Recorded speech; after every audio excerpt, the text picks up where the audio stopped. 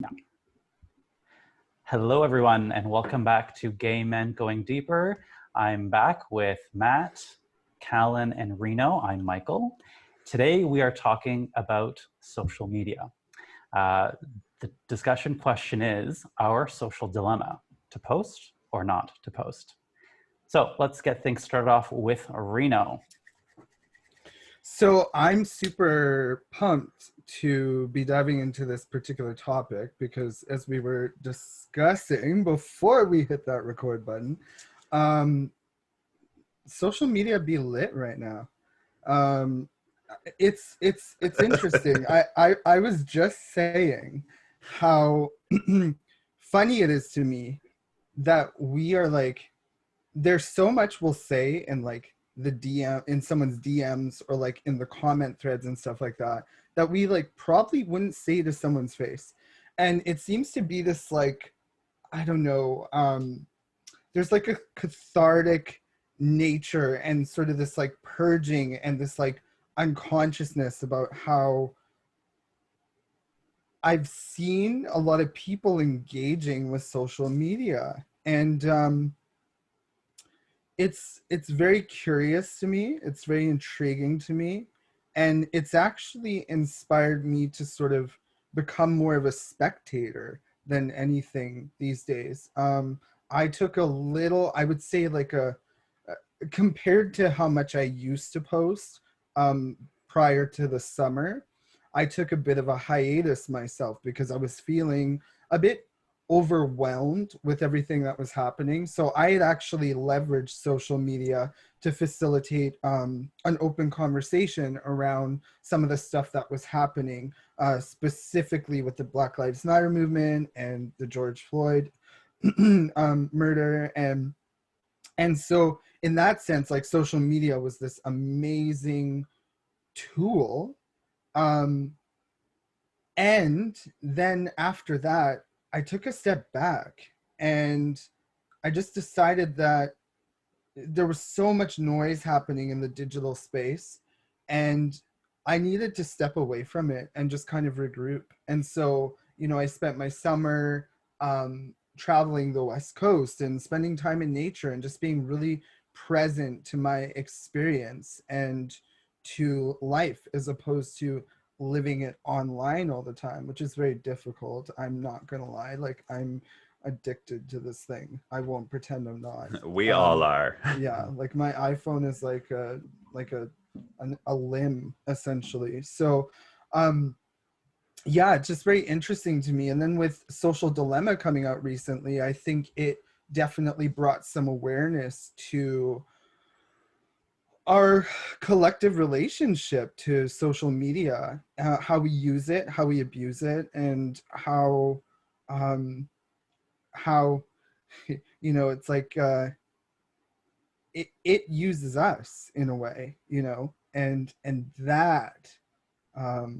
that is concerning to me. So yeah. I think Right. all of that under the context of what's going on with our pandemic. I think Mm-hmm. we've all learned how to use social media more and in a different way, because for a lot of us who are in lockdown or where we have quarantine and where we're, at least in Canada, that's sort of where we're headed again, we relied very heavily on social media to connect with others. And I think it kind of skewed our use of it so that it became a lot more part of our day than it was even before, Mm-hmm. right? Definitely. Yeah. Mm-hmm. And it's cool. Like, see, the thing is, and I remember watching something, it was an interview and I can't remember who was having the conversation, but they were essentially talking about the sort of dark picture that the social dilemma painted in relation to social media, which I think is very sobering and it's an important perspective. That said, and I'm sure we'll explore both sides of this conversation, social media has also been this really incredible tool that has allowed myself and probably many of us, you know, millions of us, billions of us even, to stay connected to one another, to stay informed and in the know about what's happening in the world, to keep others updated about what's happening within our own lives. And you know, it's also become a tool, and a very useful tool at that, for us to conduct business. You know, I've been coaching now for probably about seven years or so. And you know, things like Facebook Live and tools like Zoom and you know, Instagram and things of that nature have really allowed me to connect to people on a global scale. So, you know, those are some of the perks that I'm noticing. And I'm sure there's a laundry list of them. And at the same time, you know, it's very easy to sort of use this tool unconsciously and to also vilify it, right? And I think that what I've come to reflect on is like, and realize is it's more about me being aware of how I use these tools as opposed to being used by them, you know, and how I use technology as opposed to being used by you know, consciously engaging with it. Um, yeah, yeah. I was literally just thinking the exact same thing that you just said, of like, all social media is a tool, and it's not a good or bad thing. It's Mhm. whoever's using it and engaging with it. Like, they can choose to use it for good things or for bad things, and they can choose how they want to engage with it. I was saying before we started this video, like, I had gotten this job where I was flying all over the world. I was living in the Middle East, and like, I was like, this is amazing. I want to show off. So I'm like posting Instagram all over the place. Like, I'm in this country, I'm in this country. And then after about 2 years of that, I just got so tired of it and like bored. And I was like, I really, like, it was showing off. It was like, look at me, I'm amazing. And there's nothing wrong with that. But what I was going into it with wasn't like a conscious reason to it. And so then when I shifted my like reason as to why I was using it, I was using it to now become like a diary for myself as to like where I had gone and what I had done. And it was less about showing off and more about just like keeping those memories for myself. And I had completely shifted my mentality around using Instagram. And then so for the last 3 years, I didn't really use Instagram actively. Like, there's some people who are on it all the time. And recently I've been like engaging with it more because now I have a real purpose that I'm moving towards, and I'm actively consciously engaging with it. But before that, it was kind of like I didn't really want to engage with it. Like, I would still scroll through and I'd still look, but it wasn't like I needed to. Like, it wasn't an addiction. It was just like, okay, well, this is nice. Whereas some people, like, I look at them and they're on it 24/7, and like they cannot remove themselves from it. And it's like hours and hours of scrolling. And I'm like, okay, there's something going on here. And it's like, how do we bridge that gap between like, okay, it's fun and enjoyable, but like there's purpose to it. Like, you're not just like mindlessly scrolling, which is what a lot of these young people are doing because they grew up with it. And so that's just what they're doing. Instead of going outside and playing or like hanging out with people, even when they're hanging out, they're on their phone. And it's like, I have a rule when I go out with my friends. If we go for dinner, no phones allowed unless it's like Mhm. you're expecting something, and it's like not even allowed on the table. Like, it has to be in your pocket, and you are not like, if it is ringing and you are expecting like an emergency or something like that, okay, completely reasonable. But sometimes we'd even play the game that like, if you have to look at your phone, you have to pay the bill for everybody. Mm. So that it's like, it creates this reason for us to engage, because like back in like our history, like, just food is such an engagement tool that it's like people come together and they share in the meal, and a lot of that's gotten lost. And even though like I'm in my 30s, my generation is kind of used to like being able to come together, we still gotten addicted to our phones. And so now I've implemented in my life, like, no, I'm going to actively engage with this the way I want to. So it's like, phones go away, everybody engages in the conversation, and if you can't engage in the conversation, then next time maybe I won't invite you to dinner, or whatever, however that looks like. Get him, Colin. Get him. You know, you have to create like healthy rules around your tool. It's like any other tool. Like, there has to be healthy rules that you create for yourself. And I see some parents who like create these extreme rules. And I used to be like, oh, that's a bit much. But looking at it, I'm like, no, that's actually really healthy. Like they're creating healthy rules that their kids can follow, that they'll take into their adult life so that they don't become dependent on it, and that they learn that this is a tool. It's not something I absolutely need. Whereas like you see people who it's like they lose their shit if they can't go on their phone, or if something happens, and it's like, breathe, take a step back. And even engaging in social media now more actively than I usually have been in the past couple of years, I'm even finding like I need to remind myself to take a step back. Like this whole weekend, I didn't open my computer. I really tried to take a step away from social media and not be on Twitter, Instagram, Facebook, all of that. And like I went for a walk in nature with a friend. I hung out with other friends, like to take that step back and be like, okay, because it can build like an anxiety, even though there's no anxiety in me, just by like seeing everything out there, like all these posts about politics and all these things that I don't really care to engage with. It's just so much and so overwhelming that you can't help but like get some form of anxiety from it. So it's like when I unplug, I actually have that like sigh of relief of like, okay, like I'm ready for another week now. There's literally like a whole world in this thing. It's like it's wild to me. I'm not even gonna front. Like the other day, I went on a psychedelic journey. I'm just gonna throw that out there. And I remember I was like, I'm putting this phone in my backpack and I'm not looking at it for the day, like the evening. Like I'm just done with it, because it's literally like I have this mental sort of uh, visual of sort of picking up the phone, and it's almost like you're dipping your head or like immersing your like whole head into this like wild, loud, noisy, sort of chaotic and cluttered world or Universe. something like that. Yeah, it's like Vegas or something like that. Like it's crazy. It's like I dip my head in a casino, and it's just so overwhelming. It's crazy. So I'm like, no, I'm gonna put that away now, but it really is its own sort of wild world. And there's real sort of power and freedom in being able to sort of put it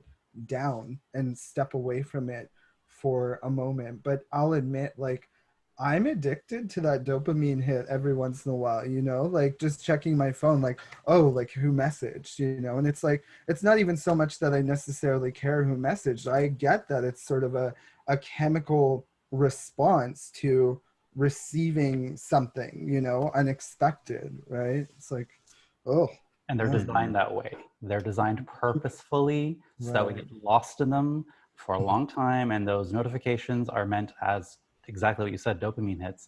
Mm-hmm. I mean, you guys know this from our group chat, because I've told you at one point, on weekends or when I want to, I will purposely go into my settings and just turn off all notifications, because I know my Mm-hmm. tendency, if I see something like, oh, something's going on, what is it? Like it's an automatic response, and I have to train myself to not react to it or respond to it, or respond to it more consciously, saying, okay, I see. So if I'm at dinner with Callan and I feel the buzzing in my phone, I'm going to be like, there's a buzzing in my phone.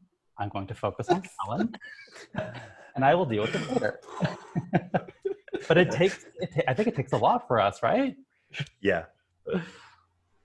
Yeah, it takes that conscious effort. It takes Oh, it takes you saying, I am choosing to engage with this human being over engaging with perceived human beings on yeah. the other side of this screen. Mm-hmm. But And I think do you think that comes down to like, it's so weird because it's like, I feel like people can be such different people online. It's like online dating. Like people present themselves as one way because they're like, oh, I'm free to be my actual self behind this screen because you're not here. But then in person, all of a sudden they're like so awkward. And you're like, you're not at all the person that I was talking to online. What's going on here? Whereas like, I feel personally that I do present myself the same way that I am in real life. Like I am fun and bubbly and outgoing, and I am introverted. I like to have my alone time, but when I'm engaging, I'm engaged. And then when I'm in person, it's the same thing. Like I am going to be there and I'm going to be engaged on. But for a lot of people, there's that like disconnect in regards to social media, and that, the keyboard warriors can be whoever they want to be on the other side of that screen. Oof. But if you were sitting with them in real life, oh girl, girl, if you were sitting with them in real life, there's no way they would say that half the shit that they are saying to you behind that keyboard. I guarantee it. It blows my mind and it drives me crazy.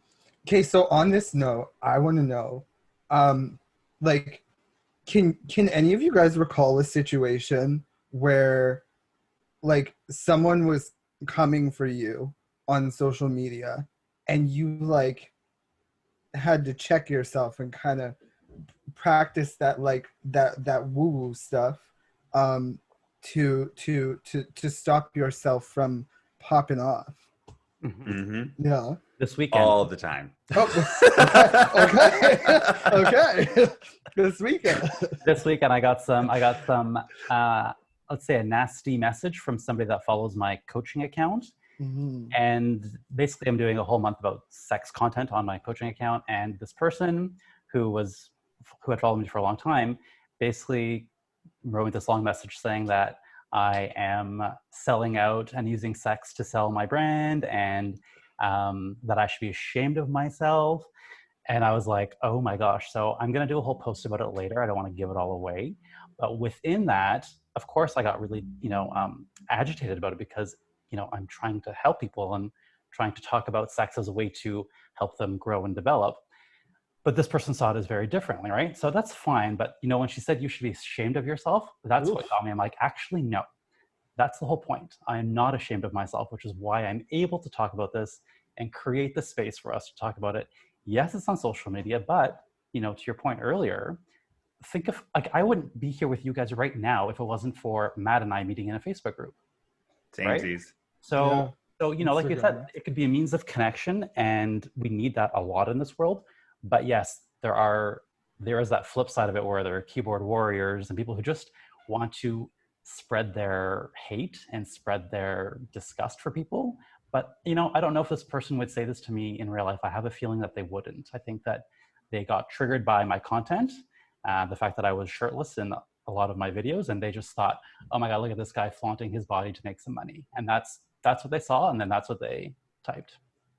They made a choice. I would flaunt it too if I looked like that. Just saying. Hey.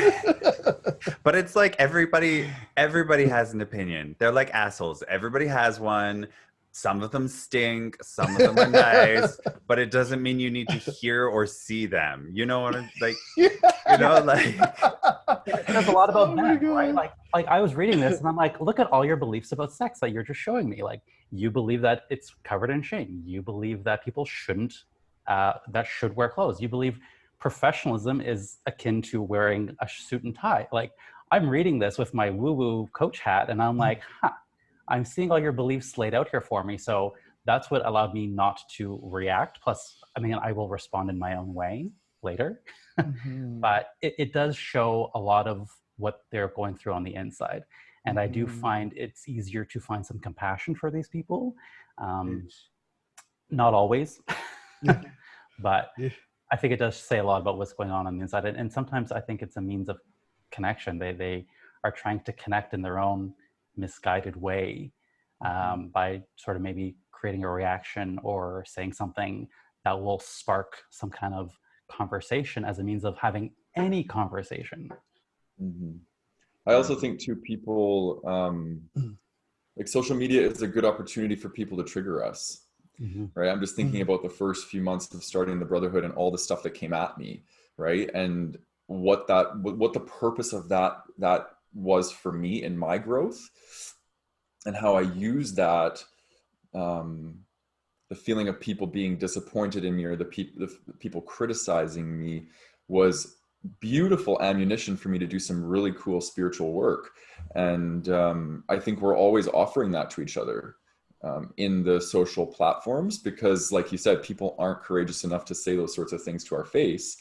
But sometimes there's truth in things that people are saying, and we can choose whether or not we want to turn it into our truth or leave it with being their truth, right? And I think it's such a cool way to create the distinction between the two.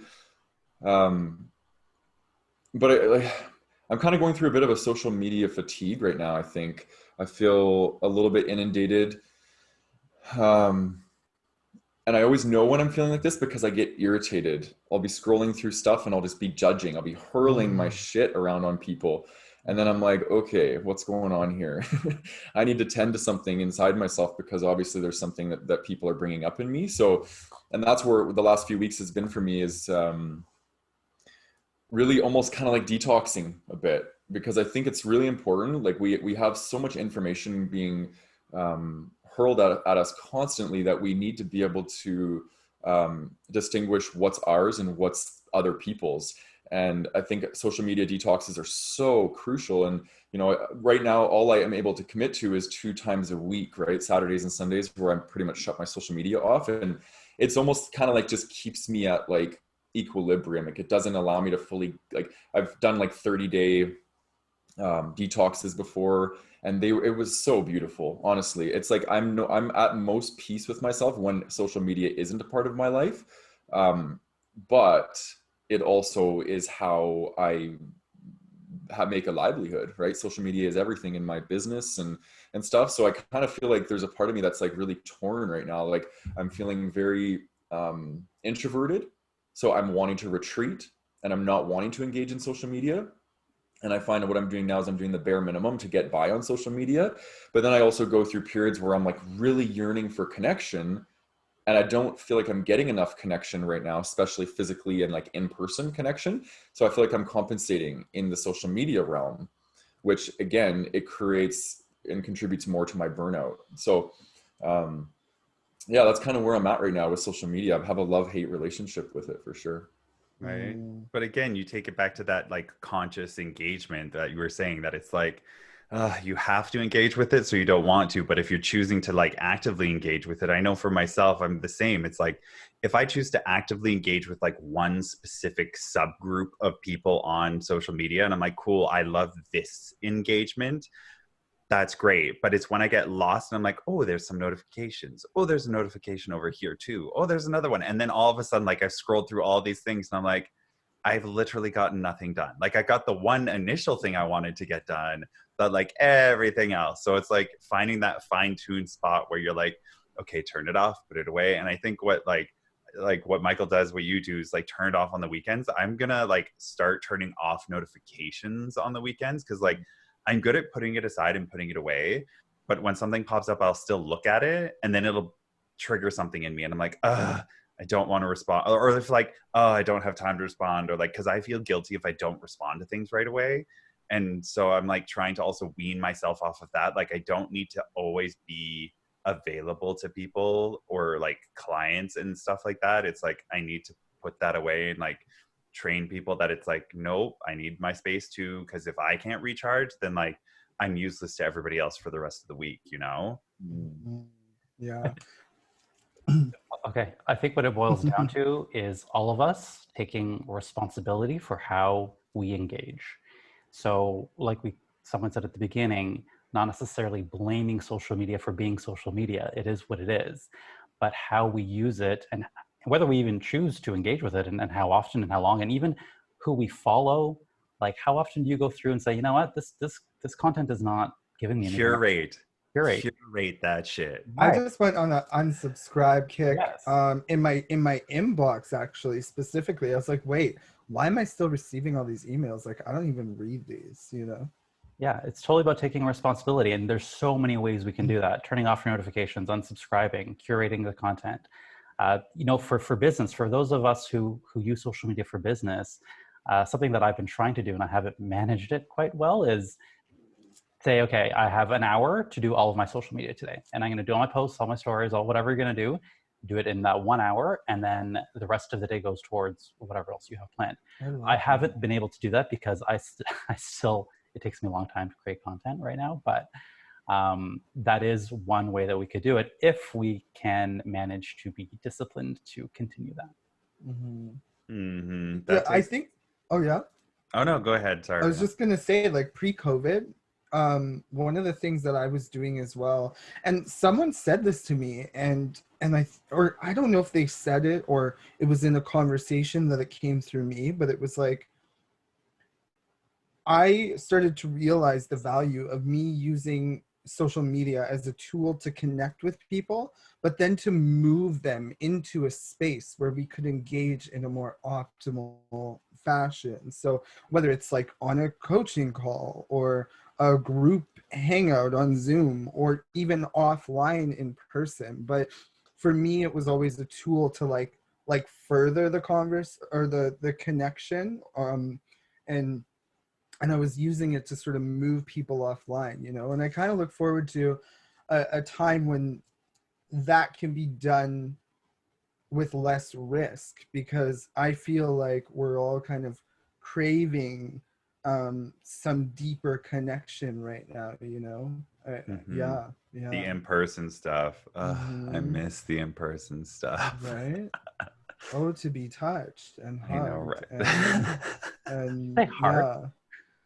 Oh no, I said what? What? I heard hard. To be hard. Oh, Yeah, girl. Our sex talk is going to be another one. I said touched and hugged. Hugged. Oh, Well, I mean that too, but Love hey. Oh, goodness gracious. Oh Yeah. my I gosh. mean, with the social dilemma coming out and all the information that was in it, like I knew that watching it, I knew I was going to find out a lot of good information, but I also already knew a lot of the information. Mhm. But to see all these people who would like essentially created these programs being like, this is awesome. And then now seeing where they are being like, oh, I had no idea where it was going to go. It's like, it was the one guy from, I think it was, I want to say Google, who he's like, we have a social responsibility to like create laws around this. It's like talking about how like when we were kids, there were certain laws around you couldn't advertise certain things during like cartoon hour, Mm. like during the kids Yeah. cartoons hour, like you can't advertise certain things. But now it's a free for all on Facebook. Like it doesn't matter. It's a free for all on Twitter. It's a free for all on YouTube. Like, so kids are being introduced to all these other things and all these other concepts and being desensitized a lot younger. And there's like a plus and a minus on both sides of that coin. But like when it comes to like those dopamine hits and all of that kind of stuff, it's like it's like crack. We're addicting them as young as we can to like this crack device that it's like they won't be able to function without it. And it's like, how do we find that space where Mhm. we learn how to engage with it on a healthy level and then also can teach other people how to engage with it on a healthy level? Because I think that that's one of the options that we're going to have to come to of like, okay, we need it because it's a tool. It's an amazing tool. Like we said, like it brought us together. It can do a lot of good, but we're going at it with a really conscious effort. How do we move people who maybe aren't going at it a conscious effort and like educate and like create that space? And I think it does come down to the companies that they have to take initiative, but initiative is going to go against making money. And Yeah. that's the hard part. And I think that legislation is going to have to come in for them to be like, no, you have to do this. Like you're legally obligated to protect people. And until that happens, it's been a loose and wild game in social media since this came out. And it's getting to that place where it's time to like start the shifting around I it. think too, it's like a holistic, um, the solution is holistic in nature. Like at least that's my perception. So, you know, part of it is, I think, creating certain restrictions and regulations. And then I think another aspect of it is like, you know, where does the responsibility, I suppose, of like not just the person, because if we're talking about youth more specifically, this is where like say parents come in or teachers and things like that, right? But it's you know, I think that's another aspect of it. What I find really interesting, and I'm going to try not to go off on a tangent here because this could go in a completely different direction, but when I look at the youth and sort of the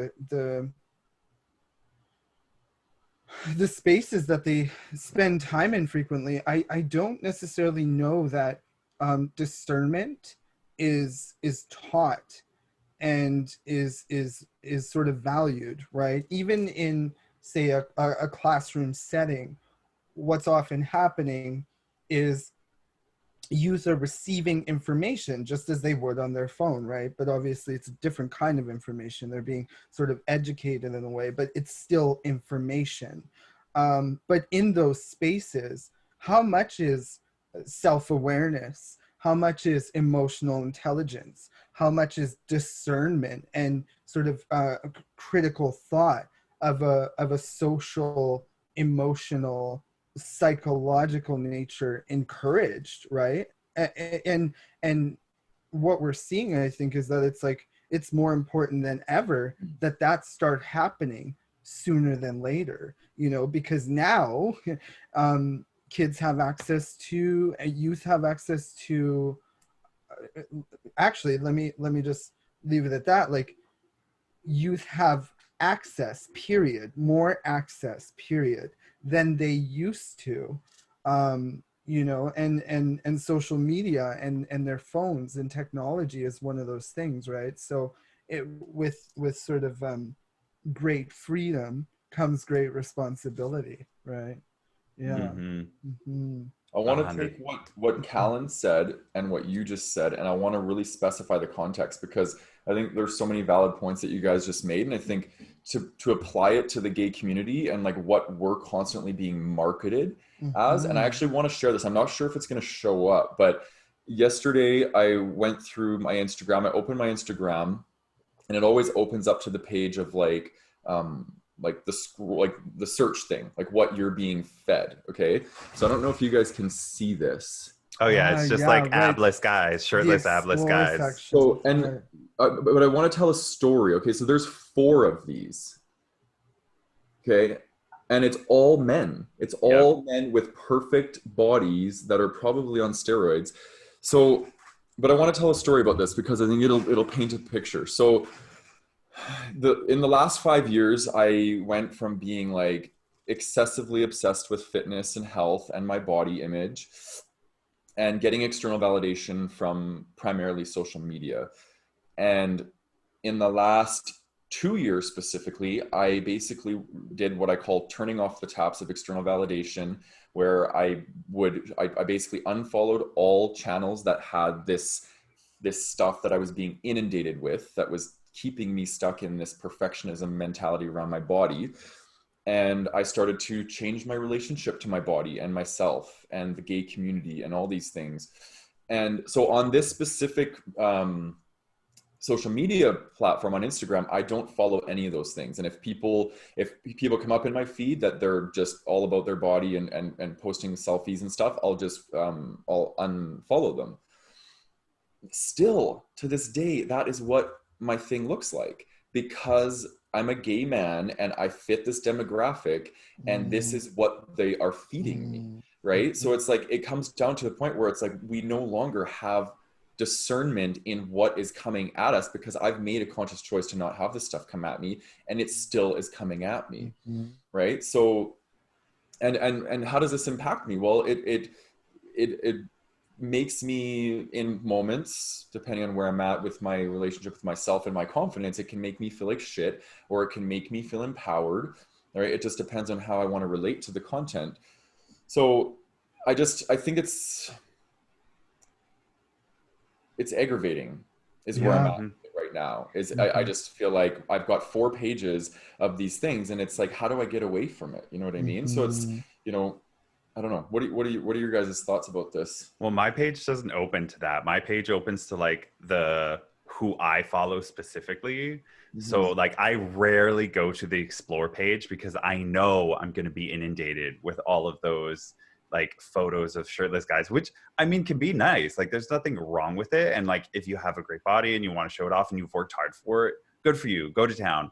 I don't want to engage with that. And I've actively curated my Instagram feed so that it's like these positive affirmations and positive people, or like gurus and coaches that I love and love to follow. I follow them. And then I also have like, I've gone in and started following like these Instagram pages of like happy gay couples who like have kids or in relationships, so that I can start reinforcing that energy inside of myself, so that it's not just like the single guy who's really hot. It's like actual couples and like real people who have families, who like have the things that I kind of want to aspire to have in my life, so that I'm like subconsciously pulling that towards me. And that's what I put a focus on when I'm engaging on Instagram for my own leisure time, which I don't put a lot into it. I try not to, but when I am, those are the things that I'm actively following. And I avoid that explore page like the plague.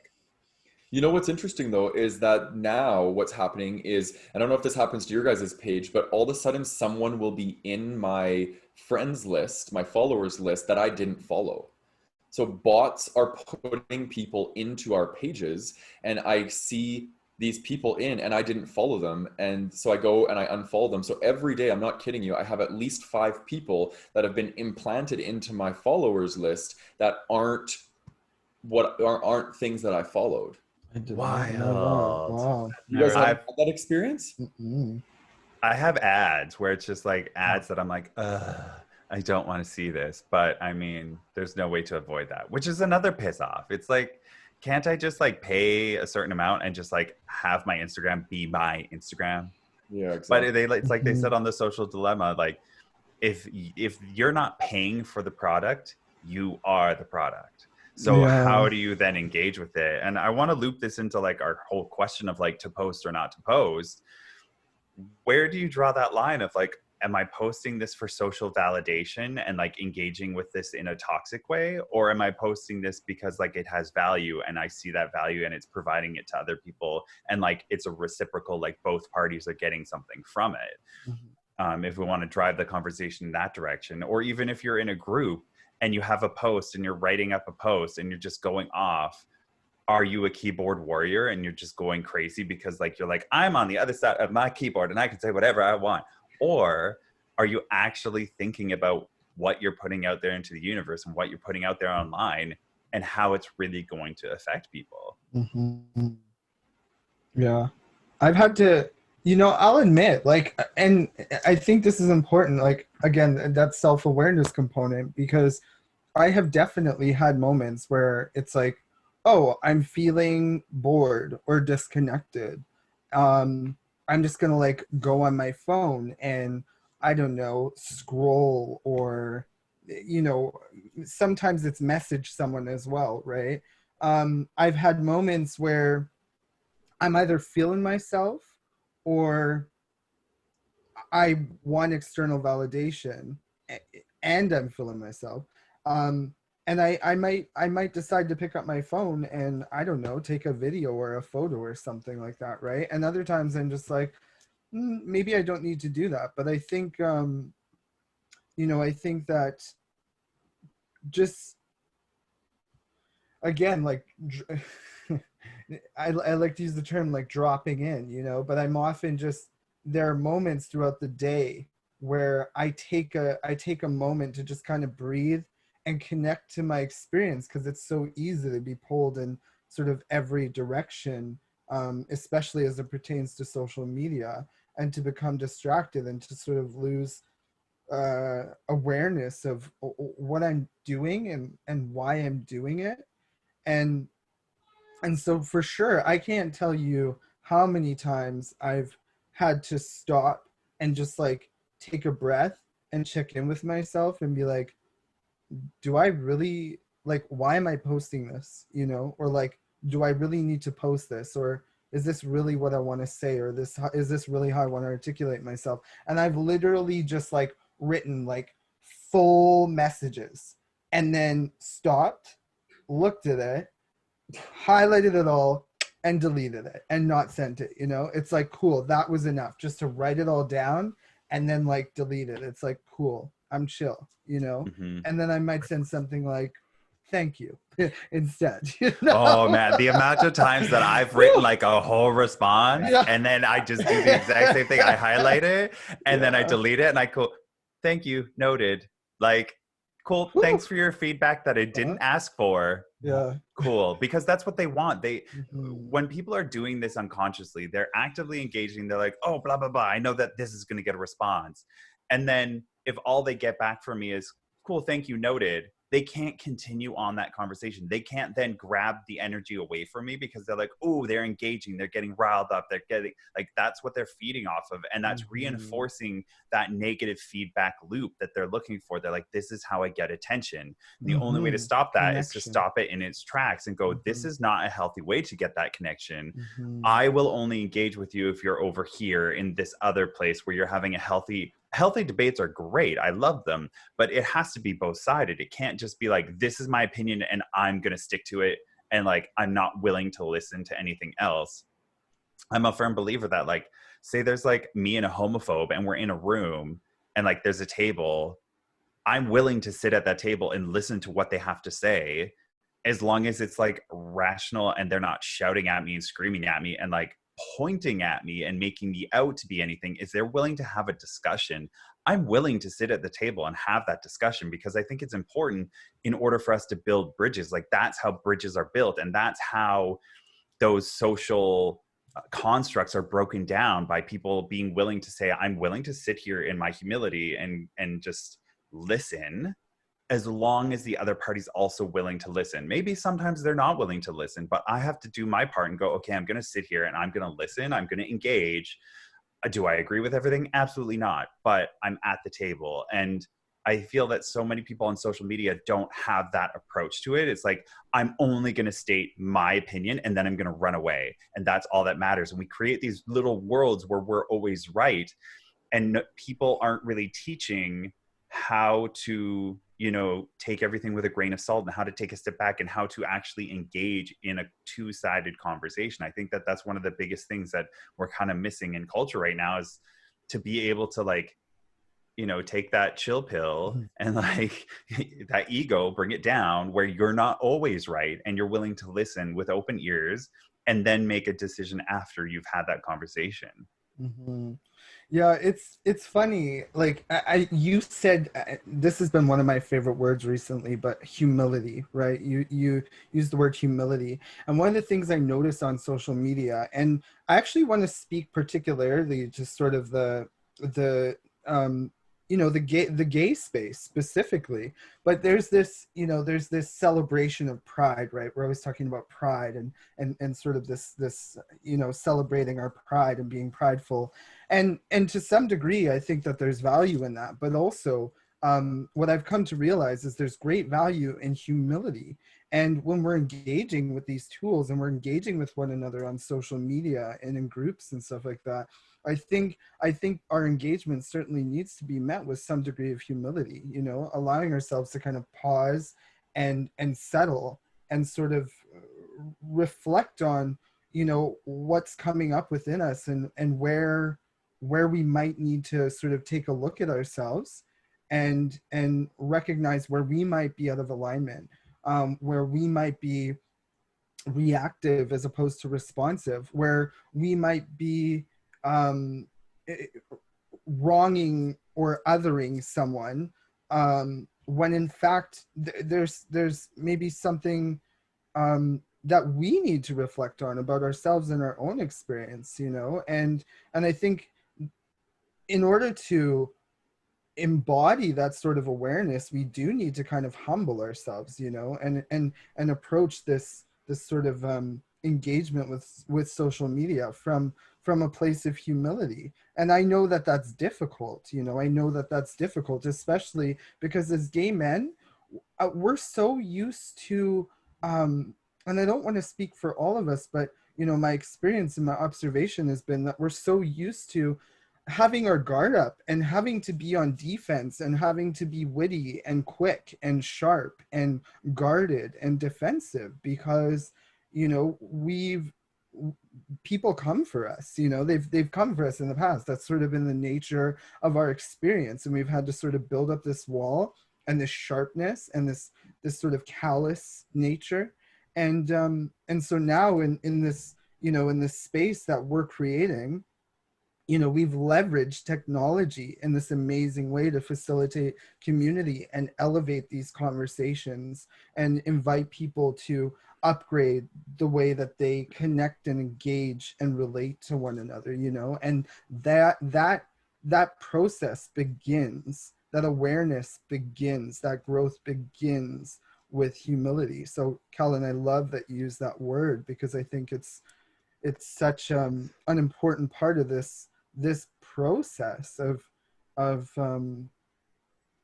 yeah, just evolving to become more conscious, more socially conscious, you know. Yeah. Mm-hmm. Yeah. I love it. I could I talk love about how, this. Go ahead, Matt. I was going to say, I love how you use the word pride, because it's interesting. I'm doing a lot of research in this area right now, and just how it, well, mainly applying it to me, but I'm understanding the psychology of pride and what it actually is. And I think we're a bit disillusioned in our society that we think pride is a good thing, but pride is actually a mechanism employed by our ego that tells us that there's something to defend ourselves against, right? Because we have to have pride, we have to have inferiority in us for us to have pride of that thing that we're learning to have pride over. Whereas what I think most people are working their way towards, but they're misusing it as pride, is acceptance, right? Like having acceptance for the fact that I'm a gay man, but up for so many years, I used pride to project to people that I have this assertiveness within me to defend who I am, but really it was just inferiority being masked as superiority, right? So it's really fascinating, and I think how we do this on social media is we have such little tolerance for other people having beliefs that are opposed to ours, right? And we misconstrue our truth for absolute truth, right? And it's so important for us to constantly be checking ourselves, like, what is it about this person's belief that's making me feel inferior to it?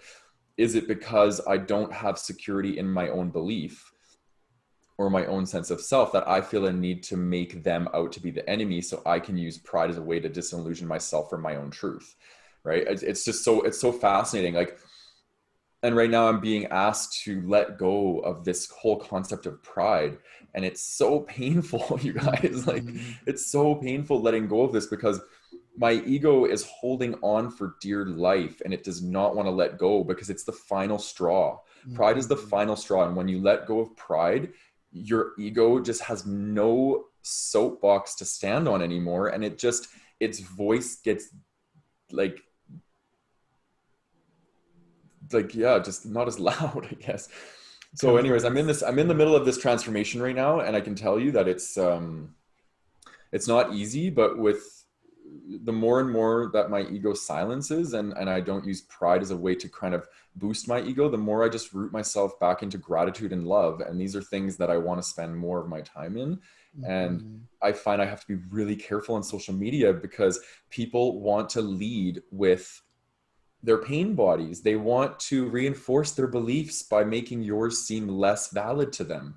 And it will constantly come at you. And when we're rooted in pride, we're going to get tons of opportunities from the universe to work through our pride. So people are going to constantly be challenging us and telling us that, you know, our beliefs aren't valid, or being gay is gross, or whatever. We're going to get tons of this stuff to practice being okay with our truth. And so yeah, so it's the double-edged sword, right? We need it to evolve spiritually, but it's also so painful to have to sit with, you know? Thank you for sharing that. That was so good. Yeah, I feel that. Right. Yeah, and I get that, because human beings will run away faster from something we don't like than we'll run towards things that we do like. And so in order for us to like evolve and grow and change and like, you know, become bigger, evolved versions of ourselves, we have to have those negative experiences, or those experiences that push on us, so that we propel ourselves forward. Otherwise, you know, we kind of just be more content with just being like, okay, well, I want to do this thing, but how many times do you say you want to do something and then you don't do it, but then something happens and now it's like, oh no, I have to do it because like this is happening, and like it has now a reason for you to go and do it, right? Like people always like, I want to get in shape, and then it's not until like a medical emergency happens, or they're told like, you're gonna die if you don't do XYZ, and they're like, oh, I have to do this now. It's so wild that we need that like poking and prodding in order to like move and like go do the thing. You know, it's I'm just so moved by this whole like pride thing, and I'm thinking about the nature of and the culture of like social media, and it's such a prideful space, you know, like we are literally constantly sort of Look at me, look pro- at me, look at me, look at me, look yeah, at me.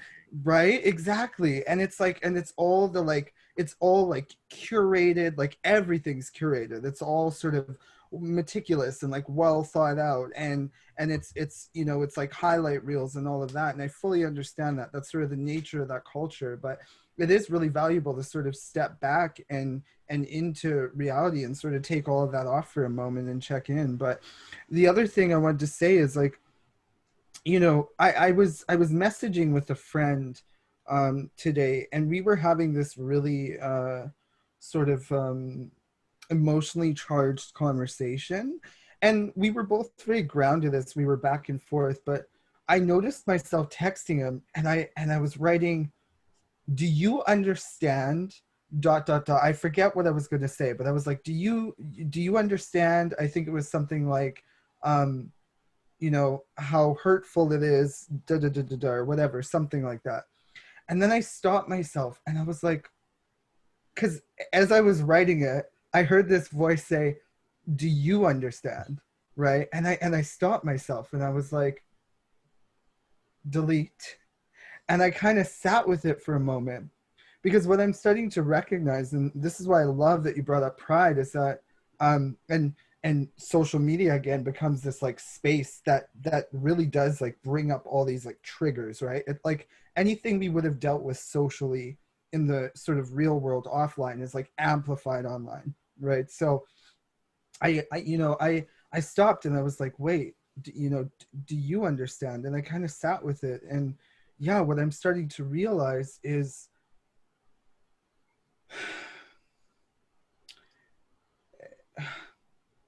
I'm not even sure how to explain this, but it's like, Taking a moment for compassion. yeah, and this whole space has been a teacher for that, like Matt said, and I think like we're you know, like we're all realizing it's like, and when I think that I'm talking to someone else, it's like and this is kind of out there, but I'm really starting to see like, and I saw it before, but it's sort of, we're all connected. When I'm talking to someone else, I'm probably talking to myself in some capacity, you know what I mean? And so I'm learning even more now to just like pause and reflect on what is, you know, how much of this is my own experience and something that I need to reflect on, and maybe something I don't need to say or react to, but to sort of pause and reflect on and be with, you know. Generally speaking, if I'm feeling charged, it's probably a good sign that I should stop whatever I'm doing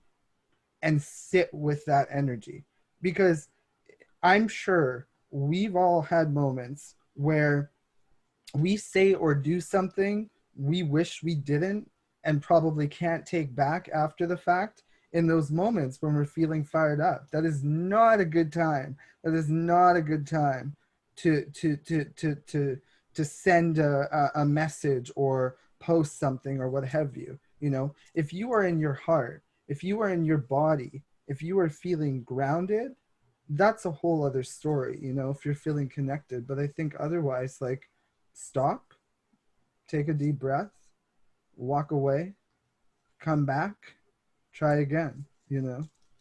Yeah. Hmm. I Yeah. think that's the important message of like today's like whole episode is like, Mm-hmm.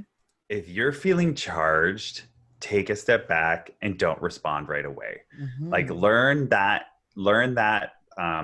what's the word? Like not dedication, but like that practice of Mm. like, if something is charging you up and getting you going, take that step back and put it down and leave it for right now. Because I know every time I do that, because like it happens all the time, it happens to everybody.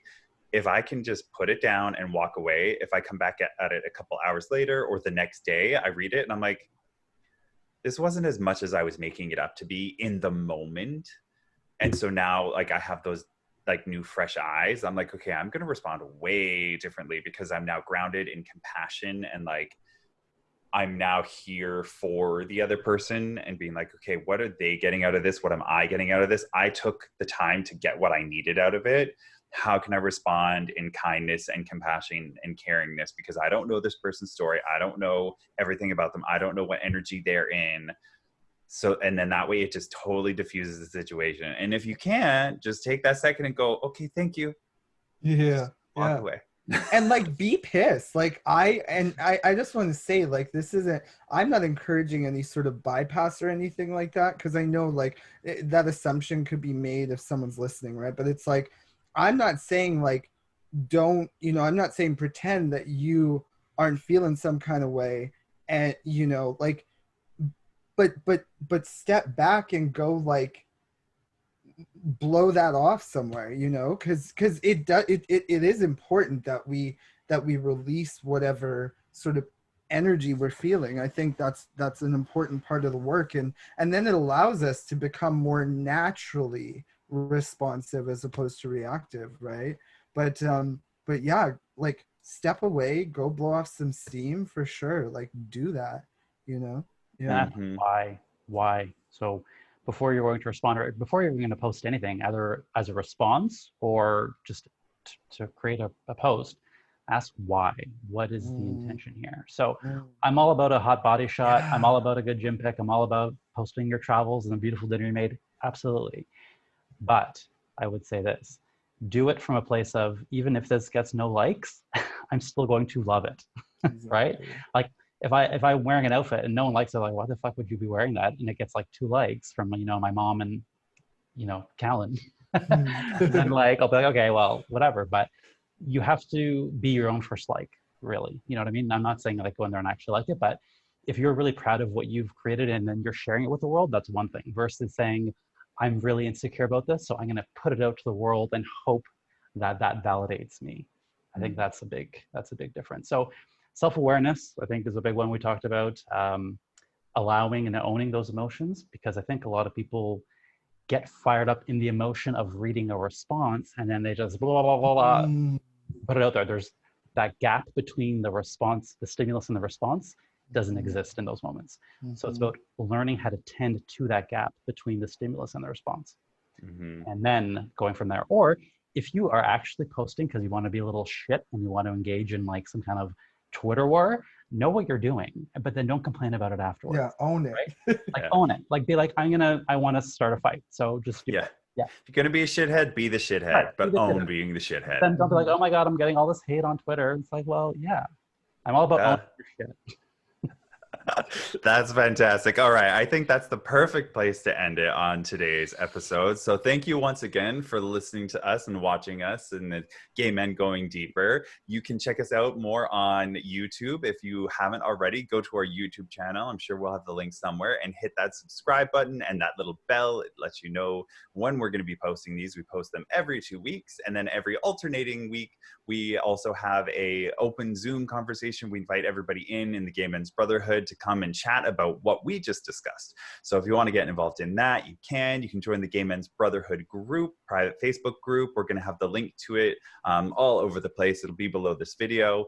And then also follow us on Instagram, Twitter, and all that good stuff. We do engage with it consciously, so everything we're putting out is supposed to help you move forward and all that good stuff. So thank you very much for watching. I hope you have a fabulous, fantastic day. And bye, everybody.